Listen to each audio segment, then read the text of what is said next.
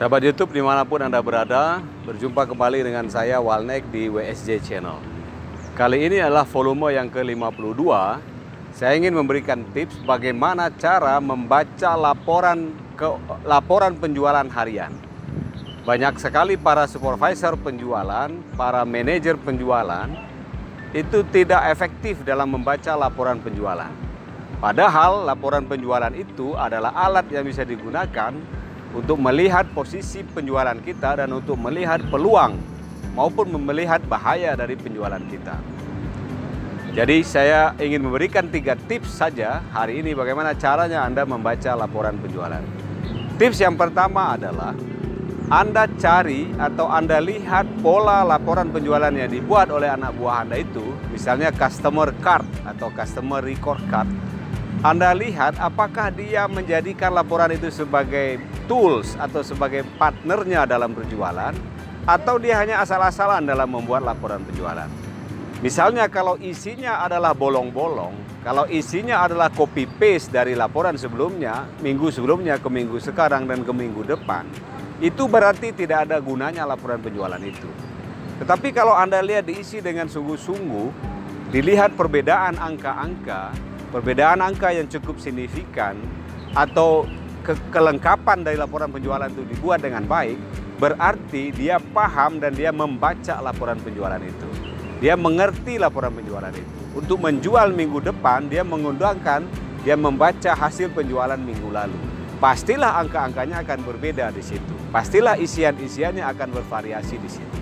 Jadi tips yang pertama, cek apakah laporan penjualan itu diisi dengan sungguh-sungguh atau asal-asalan. Anda bisa cek, dan kalau itu adalah asal-asalan, berarti tidak ada yang bisa Anda baca dari laporan itu. Tapi kalau diisi dengan sungguh-sungguh, maka berikutnya Anda bisa membaca dengan baik laporan itu. Nah, tips kedua, bagaimana cara membaca laporan yang diisi dengan sungguh-sungguh itu? Lihat atau temukan progres demi progres atau potensi demi potensi dari laporan penjualan itu. Misalnya, kalau dia melakukan siklus penjualan mingguan dan setiap minggu Anda lihat di situ ada penambahan, atau setiap minggu selalu ada penjualan dengan angka-angka yang sama, berarti ada peluang untuk dikembangkan di situ. Misalnya suatu produk minggu lalu dijual katakanlah 5 karton. Kemudian minggu depan ada penjualan lagi 5 karton. Kemudian minggu depan ada penjualan lagi 5 karton. Artinya Anda bisa membaca ada potensi di situ selalu laku 5 karton. Nah, berikutnya Anda bisa diskusi dengan teman-teman sales Anda, kenapa nggak ditambah menjadi 6 karton? Karena sejatinya setiap minggu sudah pasti terjual 5 karton.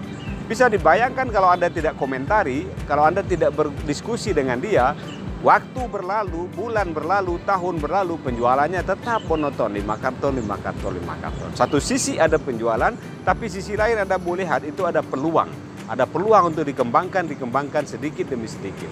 Bisa dibayangkan setiap minggu 1-2 produk dikembangkan, 1-2 toko dikembangkan, 1-2 langganan dikembangkan. Berapa banyak langganan yang Anda bisa kembangkan dalam waktu 1 bulan, dalam waktu 1 tahun. Nah, tips yang ketiga dari saya, sebaliknya, Anda dari laporan penjualan yang dikerjakan secara sungguh-sungguh itu juga bisa membaca ada bahaya apa ke depan yang akan terjadi. Ada potensi resiko apa ke depan. Dari mana Anda bisa tahu itu? Anda bisa lihat dari data penurunan penjualan. Anda bisa lihat dari data tidak pernah lagi terjadi penjualan. Atau Anda bisa melihat dari data penjualannya dilakukan over capacity, melebihi kapasitas. Sehingga laporan stoknya semakin waktu semakin menumpuk, semakin waktu semakin banyak. Nah, dari situ ada potensi atau bahaya atau risiko yang akan terjadi ke depan. Jadi sekali lagi, secara sederhana laporan penjualan itu bisa kita baca. Yang pertama, lihat apakah dikerjakan dengan sungguh-sungguh atau tidak. Kedua, bagi yang sudah mengerjakan dengan sungguh-sungguh, lihat apakah ada perkembangan atau potensi pengembangan yang akan terjadi dari laporan itu ke depan.